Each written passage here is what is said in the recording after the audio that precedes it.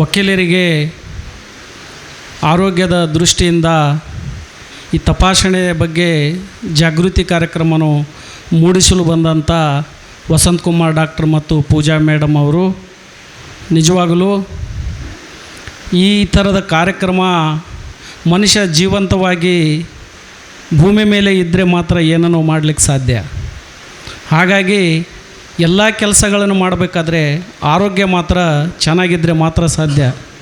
ಹಾಗಾಗಿ ಇಂಥ ವಕೀಲರು ಸಮಾಜದಲ್ಲಿ ಅನೇಕ ಜನರ ಸಂಕಷ್ಟಗಳನ್ನು, ಕಷ್ಟಗಳನ್ನು, ಸಮಸ್ಯೆಗಳನ್ನು ವಕೀಲರ ಹತ್ರ ಬರ್ತಾರೆ. ಅವ್ರ ಕಷ್ಟಗಳನ್ನು ತಗೊಂಡು ಬಂದಾಗ ವಕೀಲರು ಅವರಿಗೆ ನಾವು ಅವ್ರ ಜೀವನಕ್ಕೆ ಧೈರ್ಯ ತುಂಬಿ ಅವ್ರನ್ನ ಬದುಕುವ ದಾರಿ ತೋರಿಸೋದರಲ್ಲಿ ನಾವು ಅವ್ರ ಕಷ್ಟಗಳು, ಅವ್ರ ಸಮಸ್ಯೆಗಳನ್ನು ನಮ್ಮ ಹೆಗಲ ಮೇಲೆ ಹಾಕ್ಕೊಂಡು ನಾವು ಭಾಳಷ್ಟು ಒತ್ತಡಕ್ಕೆ ಒಳಗಾಗ್ತೀವಿ. ಹಾಗಾಗಿ ಆ ಒತ್ತಡಕ್ಕೆ ಒಳಗಾದಾಗ ಡಾಕ್ಟ್ರ್ ಹೇಳಿದಂಗೆ ನಾವೆಲ್ಲ ಫಿಟ್ ಇದ್ದೀವಿ, ಆರೋಗ್ಯವಾಗಿ ಇದ್ದೀನಿ ಅಂತ ನಾವು ಅಂದ್ಕೊಳ್ತಾ ಇರ್ತೀವಿ. ಆದರೆ ಅದು ಯಾವ ರೀತಿ ನಮ್ಮ ಮೇಲೆ ಪರಿಣಾಮ ಬಿದ್ದು ನಾವು ಅನಾರೋಗ್ಯಕ್ಕೆ ನಾವು ಒಳಗಾಗಿರ್ತೀವಿ ಅನ್ನೋದು ನಮಗೂ ಸಹ ಗೊತ್ತಾಗೋದಿಲ್ಲ.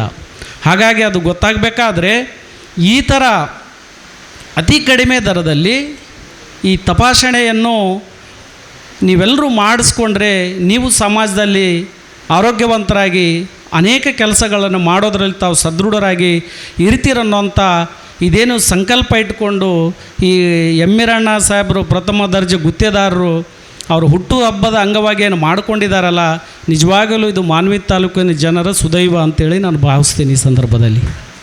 ಯಾಕಂತಂದರೆ ಅವರ ತಂದೆಯವರು ಅನೇಕ ವರ್ಷಗಳಿಂದ ನಾವು ನೋಡ್ತಾ ಇದ್ದೀವಿ. ಅವರು ಒಂದು ಹಿಂದುಳಿದ ವರ್ಗದಲ್ಲಿ ಬಂದು, ಬಡತನದಲ್ಲಿ ಬಂದು, ಅವರು ಗುತ್ತಿಗೆದಾರ ಕೆಲಸದಲ್ಲಿ ಆರ್ಥಿಕವಾಗಿ ಸದೃಢ ಆದಾಗ ಬಡವರಿಗೆ ಅನೇಕ ಜನರಿಗೆ ಕುಡಿಯ ನೀರಿನ ಮಾನ್ವಿ ನಗರದಲ್ಲಿ ಅವರು ವ್ಯವಸ್ಥೆಯನ್ನು ಮಾಡಿದರು. ಒಂದು ಸರ್ಕಾರ ಮಾಡುವಂಥ ಕೆಲಸ ಒಬ್ಬ ವ್ಯಕ್ತಿ ಮಾಡಿದರು. ಮತ್ತು ಅನೇಕ ಜನರಿಗೆ ಆಂಬುಲೆನ್ಸ್ ವ್ಯವಸ್ಥೆನೂ ಮಾಡಿದರು. ಉದಾಹರಣೆ, ಬೆಂಗಳೂರಿಗೆ ಹೋಗ್ಬೇಕಂದ್ರೆ ಒಂದು ಖಾಸಗಿ ಆಂಬುಲೆನ್ಸ್ ತೊಗೊಂಡು ಹೋಗ್ಬೇಕಂದ್ರೆ 30,000 to 40,000 ರೂಪಾಯಿ ಬೇಕಾಗ್ತದೆ. ಆದರೆ ಮೊನ್ನೆ ರೀಸೆಂಟ್ಲಿ 6 months ಬ್ಯಾಕ್ ಒಬ್ಬರು ನಮಗೆ ಭಾಳ ಕ್ಲೈಂಟ್ಸ್ ಹೇಳಿದರು. ಅವರು ನಮ್ಮ ಮಿಸ್ಸಸ್ನ ಅರ್ಜೆಂಟಾಗಿ ಗುಲ್ಬರ್ಗಕ್ಕೆ ಅಥವಾ ಬೆಂಗಳೂರು ಹೋಗ್ಬೇಕು ಸರ್, ಆಂಬುಲೆನ್ಸ್ ಸಿಗ್ತಾ ಇಲ್ಲ ಅಂತ ಹೇಳಿದರು. ನಾನೇ ತಕ್ಷಣವಾಗಿ ಎಮ್ಮಿರಣ್ಣ ಅವ್ರ ಹೆಸರು ಹೇಳಿದ್ದೆ. ನಾನು ಅವ್ರದ್ದು ಒಂದು ಆಂಬುಲೆನ್ಸ್ ಇದೆಯಪ್ಪ, ನನ್ನ ಹತ್ರ ಕಾಂಟ್ಯಾಕ್ಟ್ ನಂಬರ್ ಇದ್ದರೆ ಯಾರಿಗೂ ಸಂಪರ್ಕ ಮಾಡಂತ ಹೇಳಿದೆ. ಆವಾಗ ಇಮಿಡಿಯೇಟ್ಲಿ ಆಂಬುಲೆನ್ಸ್ ಅವ್ರದ್ದು ಅನುಕೂಲ ಆಯಿತು. ಗುಲ್ಬರ್ಗಕ್ಕೆ ಹೋದರು, ಆ ಚಿಕಿತ್ಸೆಯನ್ನು ಪಡೆದರು ಸರಿಯಾದ ಸಮಯದಲ್ಲಿ. ಹಾಗಾಗಿ ಅವರ ತಂದೆಯವರು ಯಾವ ರೀತಿ ಸಮಾಜದ ಬಗ್ಗೆ ಕಾಳಜಿಯನ್ನು ಹೊಂದು ನಿಜವಾಗಲೂ ಮನುಷ್ಯ ಆರ್ಥಿಕ ಸಾಮಾಜಿಕವಾಗಿ ಮೇಲೆ ಬಂದಾಗ ಈ ಸಮಾಜಕ್ಕೆ ಏನಾದರೂ ಕೊಡಬೇಕನ್ನೋ ಅಂಥ ಆಶೆಯನ್ನು ಇಟ್ಕೊತಾರಲ್ಲ, ಅದು ನಿಜವಾದ ಮನುಷ್ಯತ್ವ ಅಂತೇಳಿ ನಾನು ಭಾವಿಸ್ತೀನಿ ಈ ಸಂದರ್ಭದಲ್ಲಿ.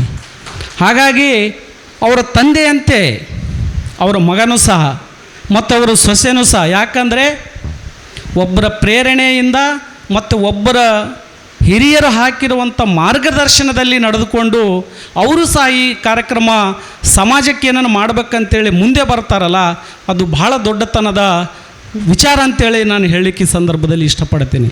ನಿಜವಾಗಲೂ ಪ್ರತಿಯೊಬ್ಬರಿಗೆ, ಮನುಷ್ಯನಿಗೆ ಯಾವುದೇ ವೃತ್ತಿ ಒಳಗಿರಲಿ, ಅವರದೇ ಆದಂಥ ವೃತ್ತಿಯಲ್ಲಿ ನಾವು ಮೇಲೆ ಬಂದಾಗ ಜನಸಾಮಾನ್ಯರಿಗೆ ನಮ್ಮಿಂದ ಏನು ಆಗ್ತದ, ಏನು ಮಾಡಿದರೆ ಸಮಾಜಕ್ಕೆ ಒಳ್ಳೆಯದಾಗ್ತದ, ಜನರಿಗೆ ಒಳ್ಳೆಯದಾಗ್ತದ ಅನ್ನೋಂಥ ಅಭಿಲಾಷೆ ಪ್ರತಿಯೊಬ್ಬರು ಇಟ್ಕೋಬೇಕು ಆಯಾ ಕ್ಷೇತ್ರದಲ್ಲಿ.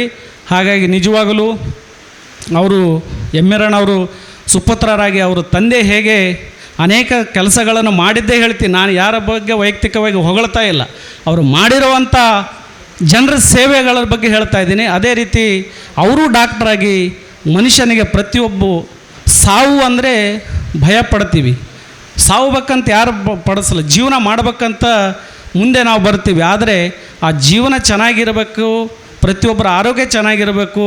ಹಾಗಾಗಿ ಅವ್ರ ಆರೋಗ್ಯದಲ್ಲಿ ಏನೇ ತೊಂದರೆಗಳಿದ್ದರೆ ಈ ರೀತಿ ಏನೇ ಹೇಳಿದ್ರಲ್ಲ ಅವೆಲ್ಲ ತಪಾಸಣೆ ಮಾಡಿಸ್ಕೋಬೇಕು ಅಂಥೇಳಿ ಅವರು ವಿಶೇಷ ಕಾಳಜಿ ಹೊಂದಿಕೊಂಡು ನಮ್ಮ ವಕೀಲರ ಸಂಘದಲ್ಲಿ ಬಂದು ಇಷ್ಟೆಲ್ಲ ಸಲಹೆ ಸೂಚನೆಗಳನ್ನು ಹೇಳಿದಾರಲ್ಲ.